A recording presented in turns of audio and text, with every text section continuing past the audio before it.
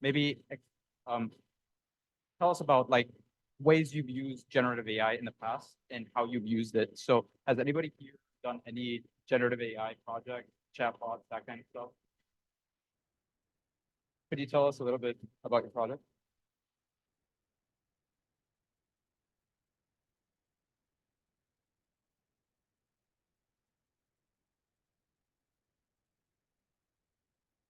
Create a summary of the current thing. Do you want us to play it? Do you want us to play it? We can play the video if you want. Yeah, let's give it a shot.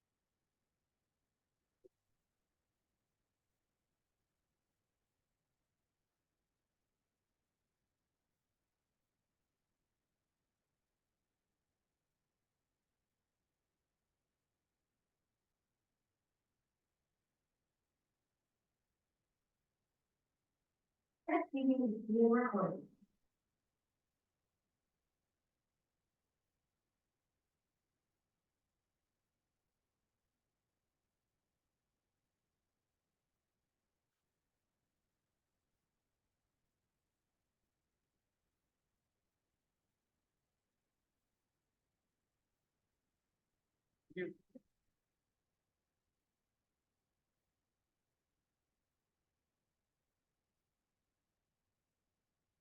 a little bit more about how you created it? Like what were the technologies involved? Uh, Testing, testing. Hello, hello. Okay, sorry. Go ahead.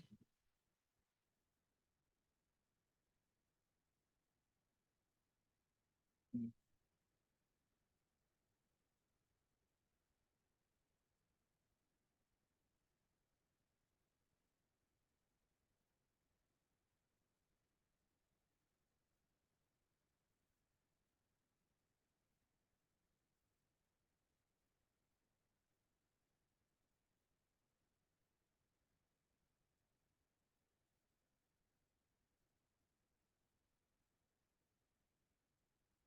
Okay, yeah, so that's a basically a one transaction between your message, the text from the image, and then you throw that into OpenAI, I'm assuming the API you're using, and that creates a summarization.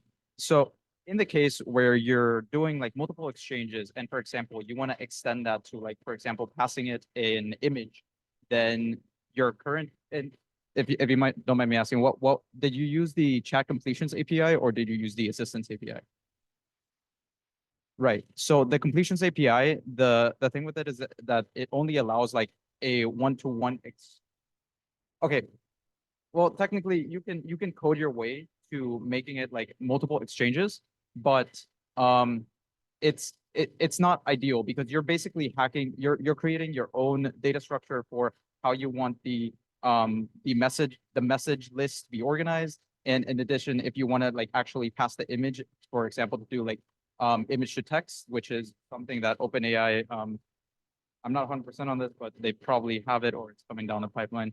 And getting all these systems together can be complicated. And what the assistance API does is it abstracts a lot of it away so that all you need to worry about is like passing in the messages and it generates a response according to a configuration that you already set up. So in your case, it would be extract the image from this video and assist the user who's trying to understand the image. And then from there on, you can have a continuous conversation. And in addition, you might not need to do the AWS thing that you had to do and resort to like using other APIs. You can do it all on the assistance API. So that is the value of the assistance API. It abstracts a lot of the work that you have to do away into one simple API. So Harshal, you want to take it away?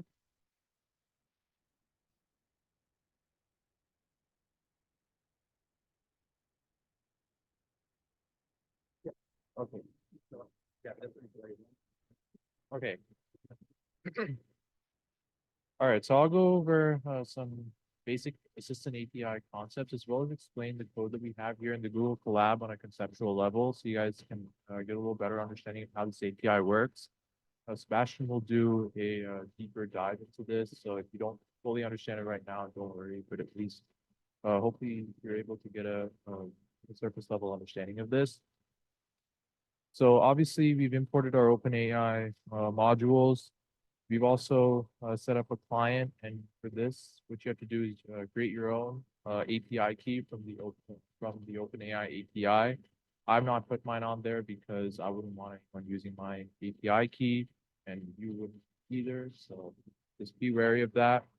But an assistant is basically an entity that can be configured to respond to a user's message. You know, think about it in real life. You have an assistant to help you out with a certain job.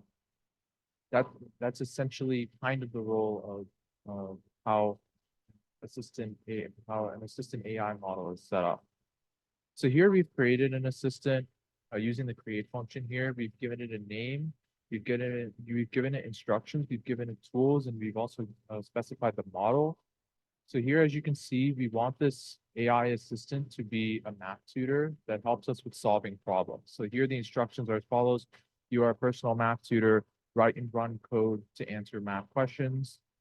We also specified the tools, and we're going to be using the GPT 3.5 model in this case. Obviously, you can change that to be, say, a GPT 4 model or any other model. For this example, we're just using 3.5.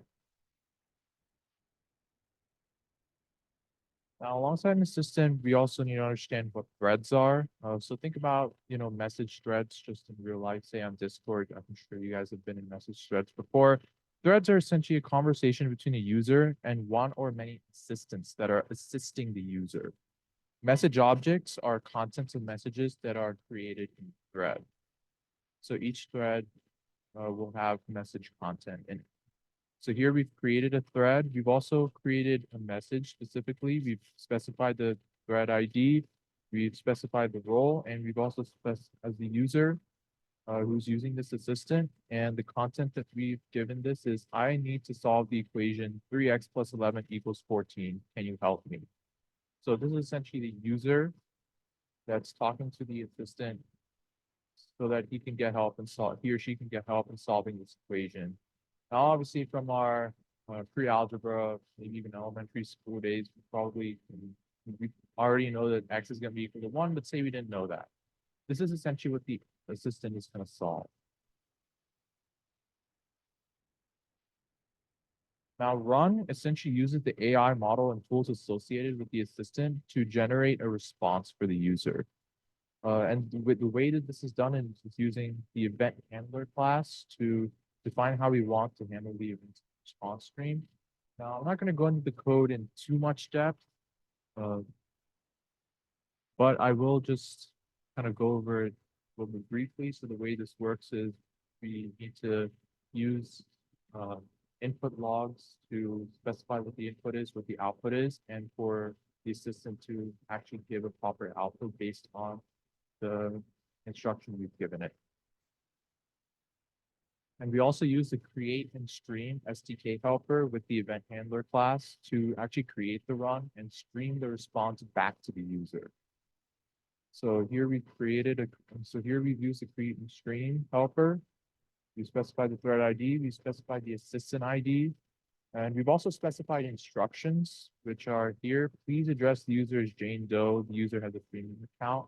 And so this is just getting the assistant to actually respond to the user in a more convenient manner by addressing the user by his or her name, because the user has a premium account. Now, I've not bought ChatGPT Premium, so I haven't tested this myself, but this is what the instruction is, to address the user by the name.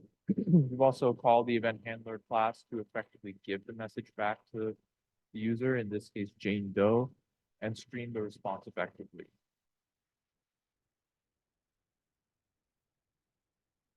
And so there are many things that we can essentially do with this. Assistants can call OpenAI's model with instructions to tune their personality and capabilities. Assistants can also access multiple tools in parallel, can access persistent threads, as well as access files in several formats. So now I'm going to be going over some applied way, how the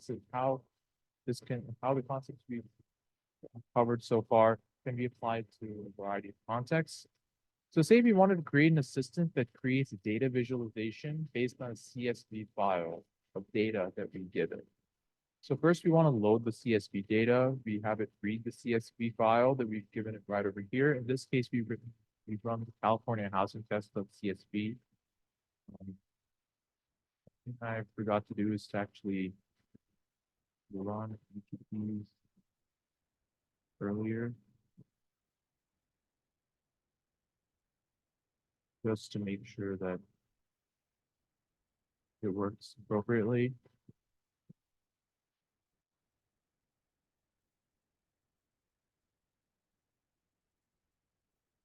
Actually, have you passed in the California housing test.csv file in there? It's not running properly.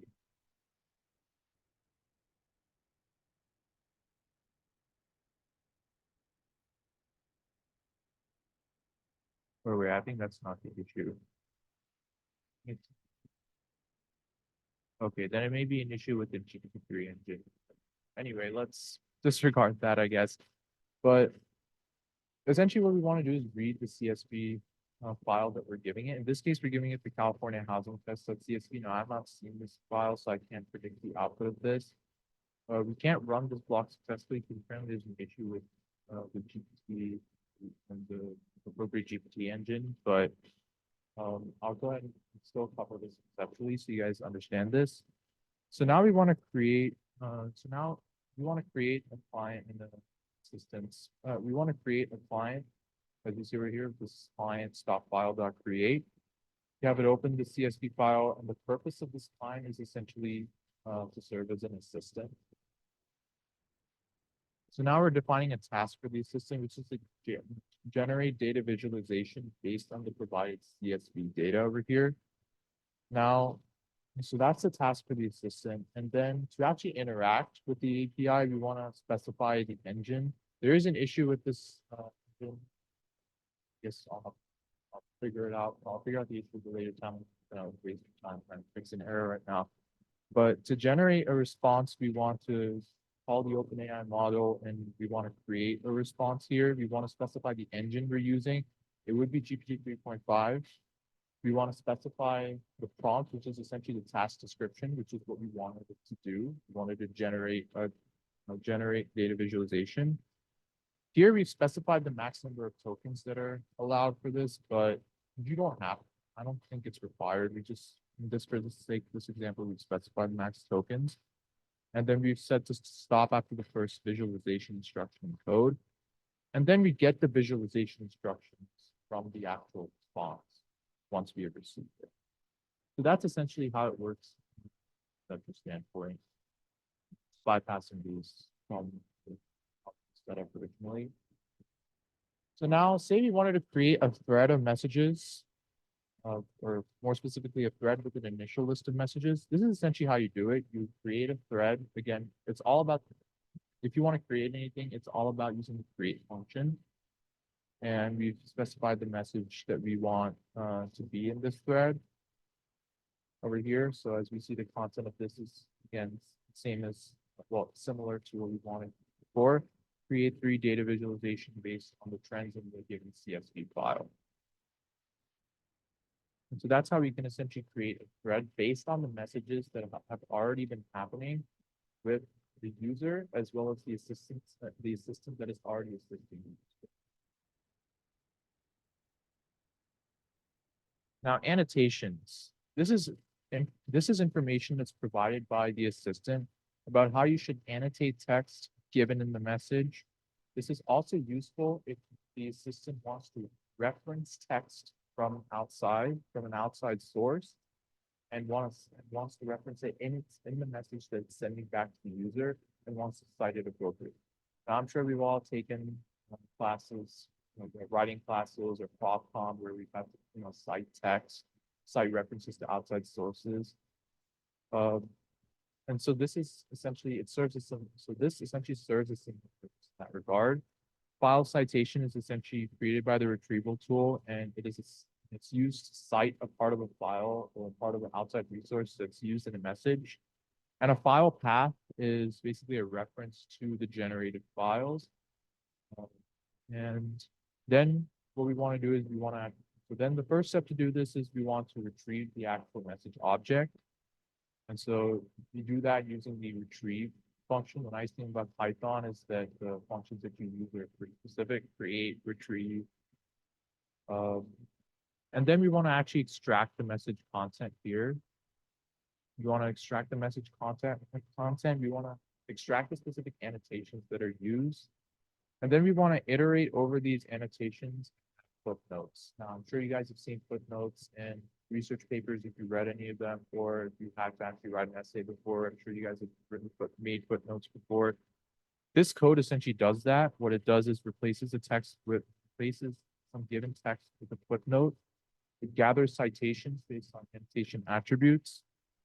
And then at the very end, we add footnotes to the end of the message before displaying. So this is one way if you want to add footnotes to text and you want to also annotate text as well as cite text. Now say we want to run a thread within a system of our choosing. This is one thing we want to, this is another thing we can do. Say you have multiple assistants and you want to choose one particular assistant. We want to generate a run first, given the thread identification, the assistant identification. And then we generate the run right over here using the create function. We specify the thread identification, assistant identification. We specify the model and we specify the instructions. I believe this model is supposed to be a GPT 3.5. I'll fix that error when I get to fix it later on. But the instructions here are to override the assistant instructions. The reason why this is the case is because we want to actually you actually want to choose an assistant yourself instead of one that's just given, instead of a pre-existing one.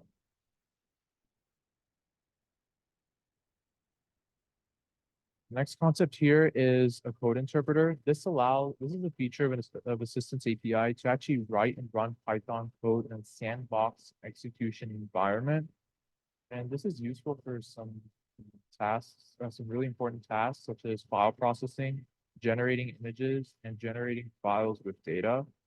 And it runs iteratively to allow for proper code execution and to solve some challenging tasks that we may want to solve. And so to actually enable the code interpreter, this is the first thing we need to do is create an assistant. You specify the instructions, you specify the model that we're using, and we specify the tools.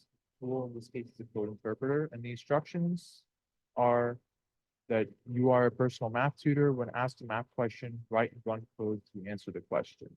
So this is just a lot like the person assistant we created at the very beginning.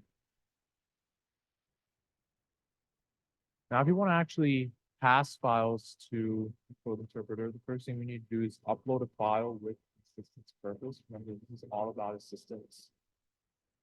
And so we have a file that we're creating right over here. We're opening. In this case, it's a Python file. The last one went over a CSV data set, but in this case, we're going to work with a Python file. And then we want to create an assistant using the file ID. We specify here the instructions yet again because we want to be specific about what the assistant should do. We specify the model. It should be GPT 3.5. Even though I accidentally put GPT 4 on there. Tools as well as the file identification. And now we want to enable knowledge retrieval, which is essentially augmenting the assistant with knowledge from outside its model, essentially documents that are provided by the user. And this is essentially how you do it. Here, the instructions are a little bit different. Here, we're specifying that it is a customer support chatbot, and we wanted to use its knowledge base to best respond to customer queries. This is a fundamental difference from what we did before.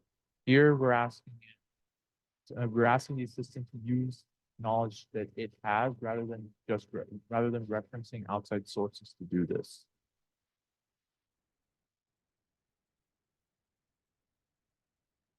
Now, files can be passed into the assistant either at the assistant level, or it could also be passed into the individual message level. So the way we do this is so one of the ways we can do this is to upload a file with an assistant's purpose. The other thing we can do is to add the file to the assistant, as well as pass the ID of the uploaded file when creating the message. And so here, as we see, the message that that the assistant generated is that I cannot find it and find in the PDF manual how to turn off this device. This is just a message that was given back to the user, essentially asking the user to specify in greater detail what it wanted. And then the last thing here is if say we want to delete files that we previously uploaded in a thread, this is essentially how you do it. It's a delete function that you use. Again, it's a Python function delete, and you specify the assistant identification, the file identification, and here file deletion status that specifies that, oh, we're deleting a file that's already been uploaded. So I know I went over this a little.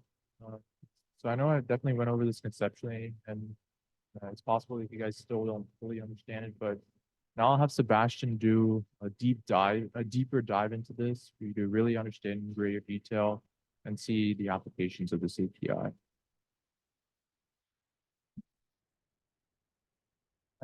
So yeah, that's basically how you go about developing with the assistance API. But behind the hood. Uh,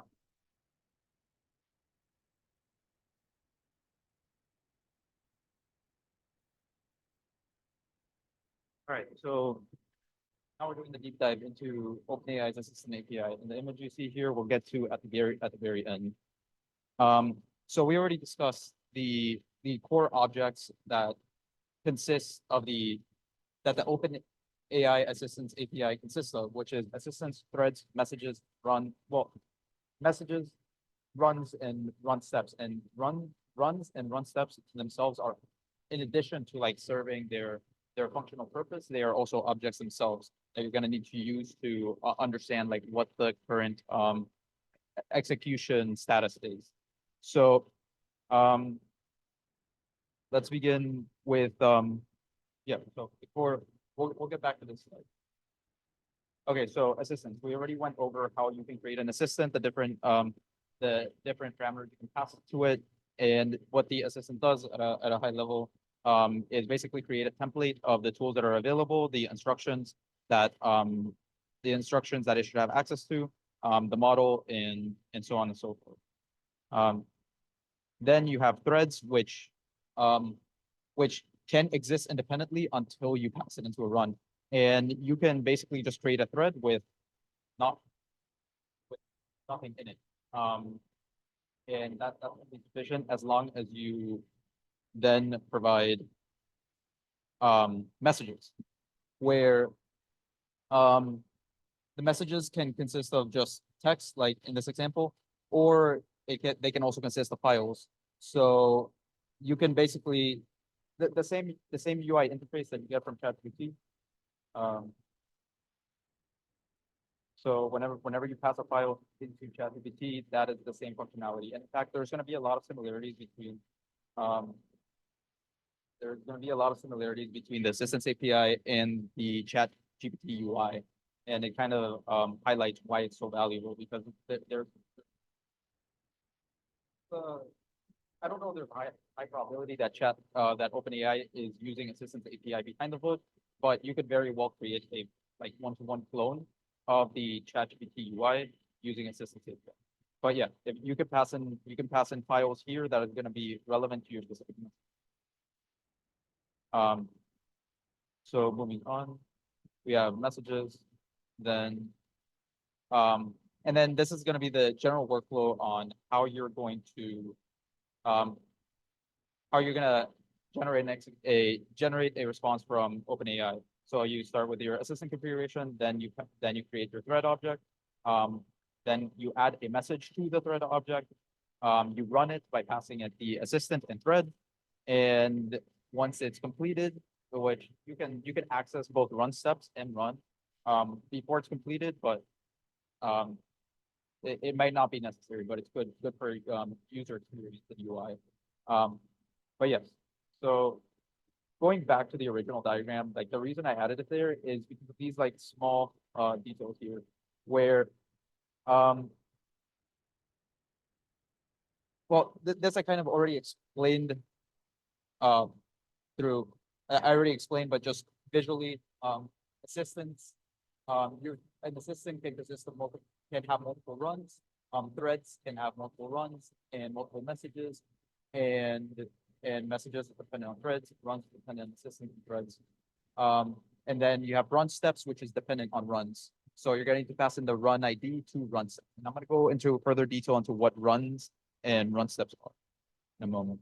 Okay, so when you're retrieving objects, these objects um are passed to you independently. So there's no joins happening behind the code. So for example, if you were to if you wanted to get the um the output message after you've executed a run, you're gonna need to first get the state of the current run, see if it's completed, and once it's completed, then you have to like do another query to retrieve the messages. And this is the way. So so yeah, it's somewhat unfortunate that it works like that, but it's probably just to keep things modular and not add unnecessary compute. So yeah. Okay, now for security and permission scopes. So OpenAI, the way they handle the security of your assistants is, well, the only scope is who owns the API key that you're passing in. And that's how it's going to determine what's available. So if you have my API key, you're going to be able to right away see all of my assistants. And in the same way, if you're an enterprise customer, if you have an API key, you can basically access all the assistants under that enterprise. And it is at an enterprise level, not at an individual. So if you manage to get like I don't know, a company that's making millions of dollars on something like get a hold of their API key. And but that's as deep as you can go. You can only access all of their assistants, which does not give you information about threads or files. So, well, files that aren't passed to the assistant, because files can be passed to threads and files can be passed to messages as well. So if you do want to get access to like threads, you're actually going to need to know how they're storing their threads and be able to access their database. But at that point, it's beyond. So that's how you could that's how you can get access to their to someone else's information, hypothetically, if you were to ever get a hold of the key. So we already talked about how you configure your assistants and threads. You get to add all of that. And then you get around to adding files where as Harsha already presented, you first need to upload a file to OpenAI and then pass that file ID into the assistant. And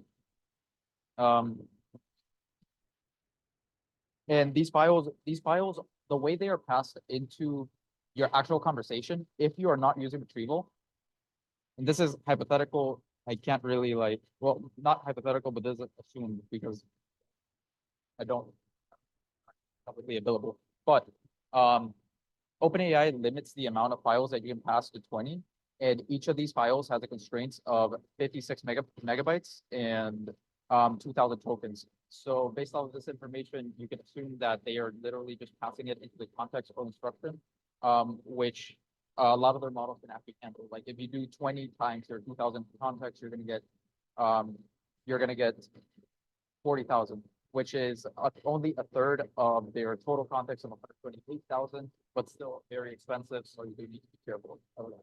So that is in the case that you are not using retrieval. If you are using retrieval, then it is first like the document is then like split up into multiple chunks and then passed into their vector store, which they have their own proprietary thing. And then it is able to more intelligently pick out information so that you're not basically passing in the entire file onto your assistance API. Whatever you're doing something relevant to it. So that's how adding files work. Then you have tools, and tools are basically the meat of Assistance API. Like if you're not using tools, it might not even be worth it for you to be using Assistance API. Because this is where a lot of the complexity comes in. So how you add tools, Partial already went over it. You're able to add code interpreter, you're able to add retrieval, and you're also able to add function calling, which we'll get to in a moment. So just as a high level diagram, here is how you configure your tools, code interpreter, retrieval, function calling, and function calling has like a special interaction that you need to have with it. And then once all those are passed, and then you run it, and that you can look at run steps, and you can see your tools. So to get deeper into that, you have code interpreter. So if we were to, and I actually have this on my T, so I can just show up here. So, okay, so here, this is an example of how code interpreter works. So, if you want to do a matrix multiplication between two matrices, you basically, you're getting like a sort of dot product between two matrices, and this can be hard for a large language model to do because it requires a lot of deterministic computation, which we know large language models aren't great at. So ChatGPT knows not to handle this computation through its through the highest probability next token. So if we look at, and this is also something else that's interesting. If you notice here, this was actually, well, you won't be able to see this. Actually, we could just run it again. And you can see it live. So you'll notice that it may or may not start text. Okay, so here it didn't use code interpreter yet, but it begins with text. And this demonstrates planning from the large language model. It is not only just doing one generation, and it doesn't only decide, hey, I'm gonna use code interpreter, done. No, it's saying, hey, I'm gonna probably summarize what they use at once. So it types that down.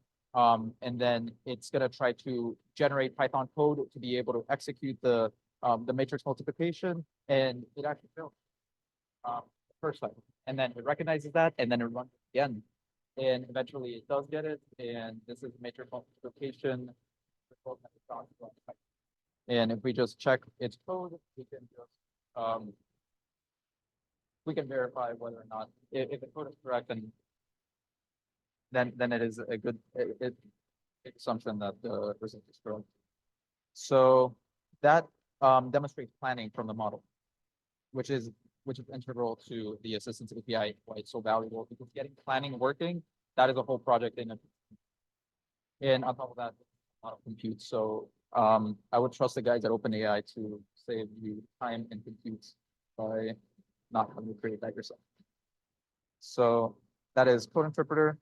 Then we have retrieval. And for retrieval, I actually, that wasn't particularly relevant. So instead, we're just going to look at just how an alternative to retrieval, which is, this is an open source vector database called Chroma.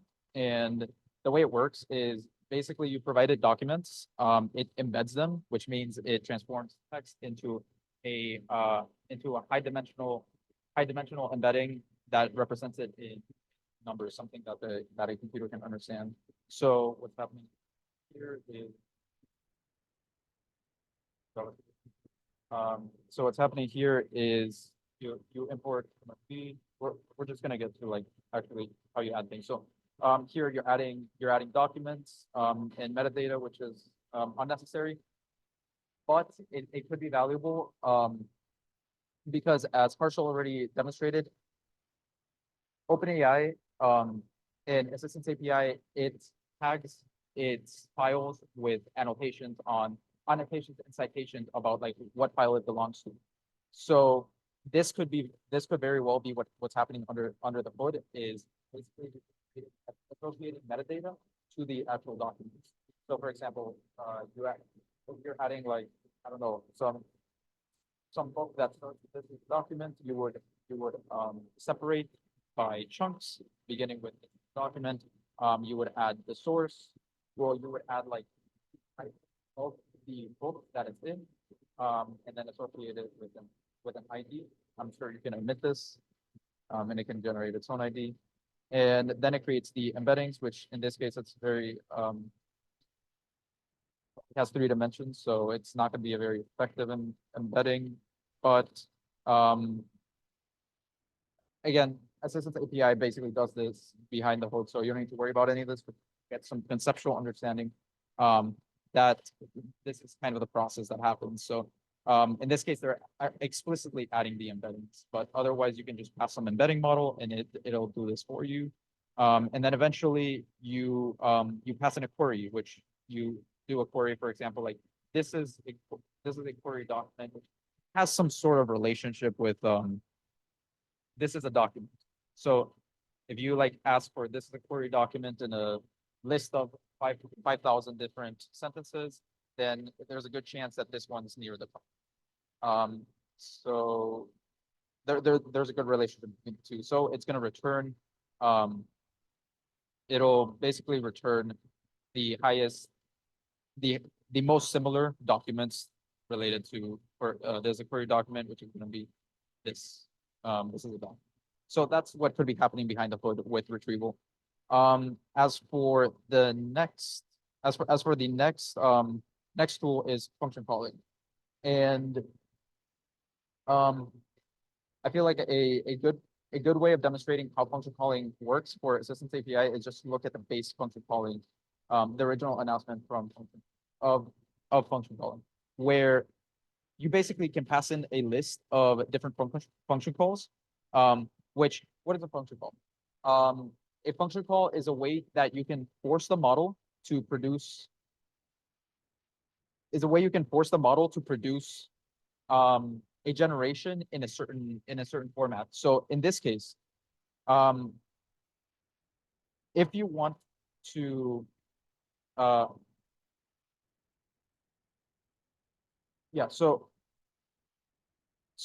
what you're describing, what is being described here is a situation where in the case that somebody's asking about weather, you're gonna get the current weather in a given location. Whenever somebody's asking for the current weather, it is gonna use this function call. Why would you want to use this function call? Well, because it has 2 properties. Because it is going to output data in a structured JSON format.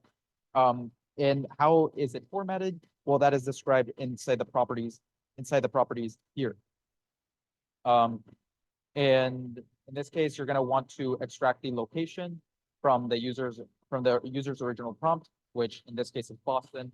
Then you have then you also want to extract the unit, which in this case they never specified anything, but ChatGPT is just going to assume a unit. Otherwise, well, actually in this case it may not necessarily assume a unit, since the only thing that's required is location. So what's going to be the output response for this about? The output response is going to include nothing but the JSON structured response. So in this case, it decided to only get the location, which is going to be Boston, Massachusetts. And what you can do from here is you can parse this into a JSON object or a dictionary, from which you can basically leverage that to run a function. For example, in this case, they just throw it over to an API, and they throw that information to an API, which is going to return the following response. And then what you end up doing as the user, who's programming the system and who set up the function call, is you then pass this response back to function calling, back to the Assistance API, and you can notice here, like this is the system response where it has arguments location Boston. Then you're gonna pass in the response from the API, which you programmatically retrieve, which is here, temperature of 22 units Celsius, description some. And then what the model is gonna do is it's gonna summarize it into a basically a natural language response. So it basically captures all of that information and summarizes it into the weather in Boston is currently sunny with a temperature of 22 degrees Celsius. And this this is not actually if you want to you can look at the official documentation where they cover particular um, a particular feature with Assistance API, which is the action required. Because function calling, it's going to return it's going to return a response where it's going to transform your prompt into the response that we already covered. But that's not the actual response that you want. You're just telling it, give me this information so that I can do something with it. And then I'll return some other information, and that's what I want you to summarize. So consequently, after it generates the first arguments, after it generates the JSON response, it's gonna be in a state of action required. So what does that look like? So that information is here. And in fact, something else that's interesting is that you can, and this is somewhat new, is that you can actually run multiple function calls at the same time. So for example, if you say like, hey, what is the temperature in in Boston and what's a good place to eat? It already knows that you want like two different things there. So um it could request two different function calls. It could return two different function call arguments simultaneously and in parallel. So um so yeah, here's the demonstration. If you want to like actually look at the implementation for the Assistance API, it's all documented here in the um in in the OpenAI's documentation. But it's the same idea. It's the same idea where eventually it's gonna ask for requires action right here. So that's where it already generated the information in the format that you wanted it. But now it needs you to return the information from the API. So at this point, you're gonna execute another call to the Assistance API. That would look like this. Tool call ID, which is like the tool that was the tool related to the weather. And then the output, which is the 22 degrees Celsius. And this is like a two-step interaction, which is kind of unique compared to the other tools. But nonetheless, very powerful.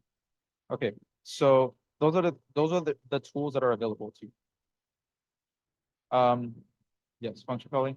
And then we have the runs. How do the runs work? When all of this is configured, what is the process? So whenever you execute a run, it is basically thrown into a queue where it very quickly moves on to in progress.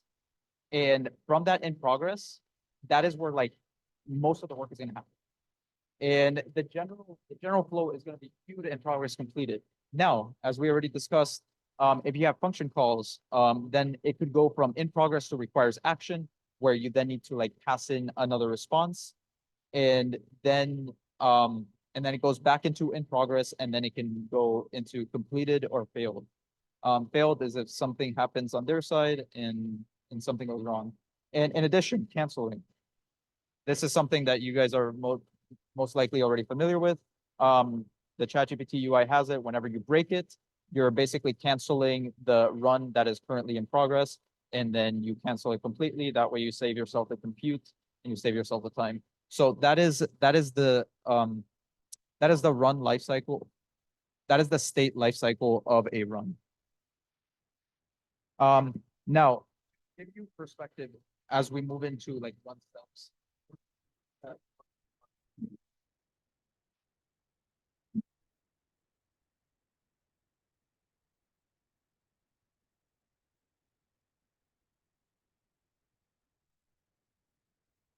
A run, like the actual run object is actually a particular value. It's only the most valuable for the is the run. Well, I mean the one step. And most of the time it's going to be in progress. This is gonna cause you to take status of the past, and, yeah, you can see this is the first of the system. I think it's, and that's about it. So this thing has to be.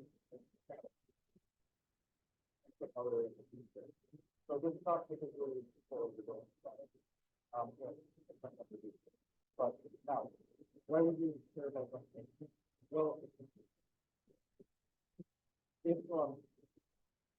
I really thought it was able to generate it was generating text, and then it moved on to generating code, which it failed, and then moved on to generating more code, which it eventually succeeded, and it returned this output response here. And this all happened continuously. So you didn't wait until the very end of the interaction. This thing took like what, 10, 15 seconds to generate. So we don't want to sit here just waiting for 15 seconds, hoping that the thing actually is actually working correctly. We want to have the option to like break, hey, this one in the wrong direction, let's break it. And the way that OpenAI is able to display this information to the user is through run steps. So if we go back to here, where we look at run steps.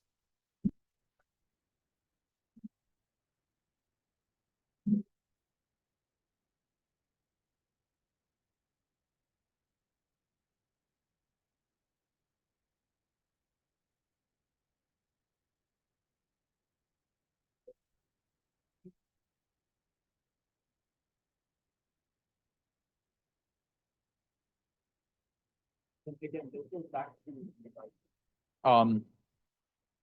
each object is generated, each object, whenever you're making a call to Assistance API, it only returns like one type of object. So in this case, it's actually not going to tell us what's inside the message. We're going to need to make another request to figure out what's actually inside the message. So this is kind of inconvenient and could potentially be solved if you like just make it open source.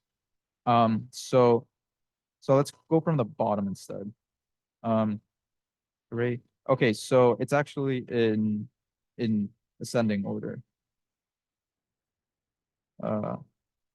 Yeah, so the first thing it's gonna do is it like summarizes the what you want. Like it just rationalizes what actions it should perform. Then it's going to use code interpreter where it's, oh shoot, actually I might have lied about ascending order, because it's already computing the determinant. What the original prompt was, it was basically calculate do a matrix multiplication of a, what is it, a 2x4 against a 4x2 array, which is going to return a 2x2 matrix, and then you're going to get the determinant of that matrix. So it's a multi-step problem that I'm requesting for it to do, and therefore it's going to have multiple steps. It's going to have a message. It's going to have code interpreter where you can actually see the code. Whereas if you just look at the messages and the whereas if you don't use run steps and instead just use the assistant messages, you're only going to see the messages. You're not going to see the steps. You're not going to see the code that it actually run, and you're not going to be able to show that to the user. But with run steps, you actually can. So that's kind of what I'm getting at.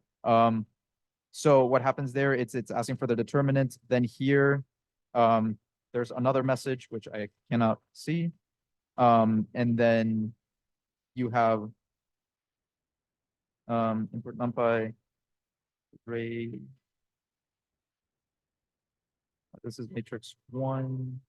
Where's matrix 2? Let's make up matrix 2. Oh no, it's right here. Result matrix. Okay, yeah. So here's getting the dot product. Okay, so it's in descending order. So yeah, it starts by doing the matrix multiplication, then it moves on to the message, recapping like what it just did. Then it does the code interpreter, get the determinant, and then finally it just gives you the summary of like what is the determinant. So this is the value of code interpreter. It gives you like a step-by-step process of what happened. Pair this with the streaming, and you're going to get a very tolerable user experience. So Yeah, so that wraps up. Now, how do you go about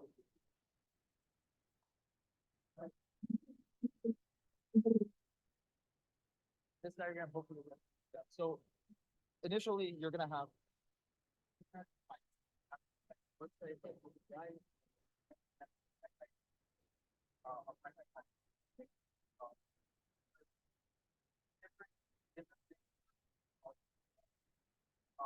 and as we already mentioned before, it starts by queuing it.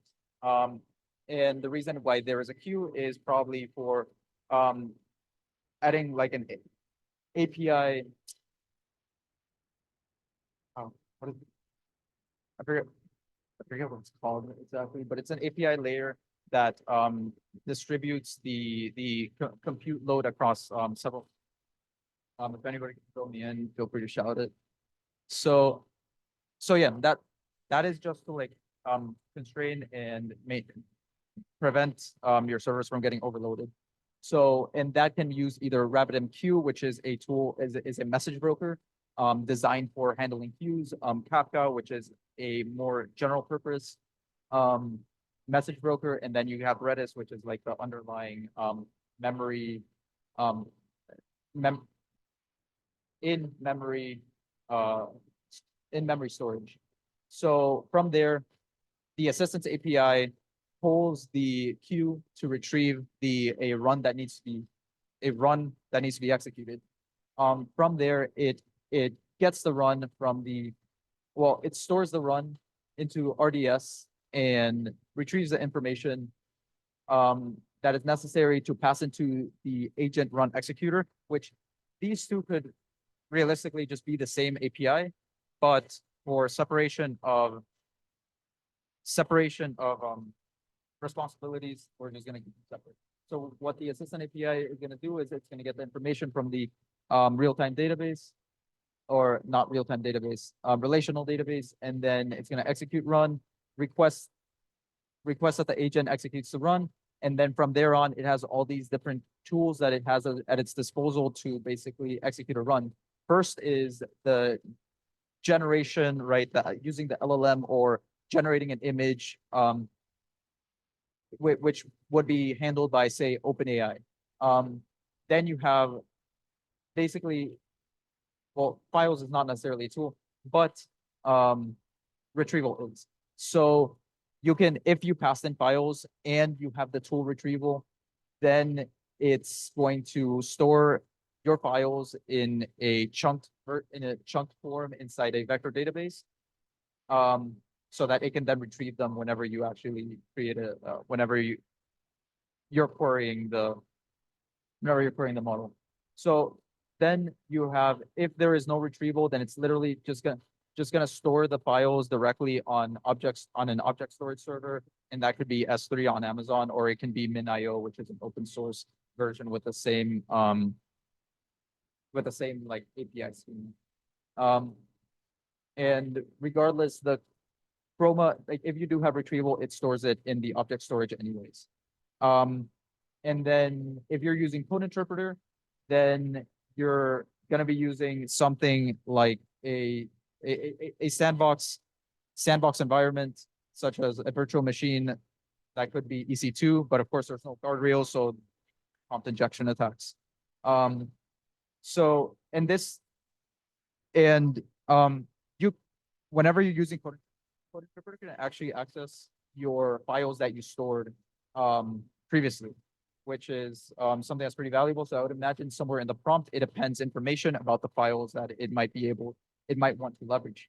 So these are the different tools that it can use, and this is kind of like a high-level overview on how you can basically create the assistance API. And yeah, that about wraps it up. If you have any questions, feel free to raise your hand or talk to me.